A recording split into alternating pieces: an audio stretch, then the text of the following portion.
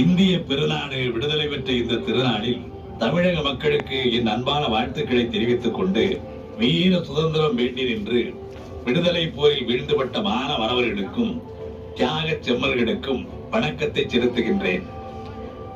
மண்மீட்க எழுந்த போராட்டத்தின் முடிவில் வெற்றி களிப்புடன் விண்முட்ட பறந்து பட்டொளி வீசிடும் இந்திய தேசிய கொடியை மக்களால் தேர்ந்தெடுக்கப்பட்ட மாநிலத்தின் முதலமைச்சர்கள் தான் இந்நாளில் ஏற்றி வைக்க வேண்டும் என்று நான் எழுப்பிய உரிமை குரலை புறக்கணிக்காமல் ஒப்புதல் தந்த ஒன்றிய அரசுக்கும் இந்திய பிரதமர் இந்திரா காந்தி அம்மையாருக்கும் என் நன்றியை தெரிவித்துக் கொள்கின்றேன். உறவுக்கு கை கொடுப்போம், உரிமைக்கு குரல் கொடுப்போம் என்ற நமது உறுதி படைத்த உள்ளத்திற்கு கிடைத்த பரிசு இதுவென எண்ணி மகிழ்கிறோம். நன்றி, வணக்கம்.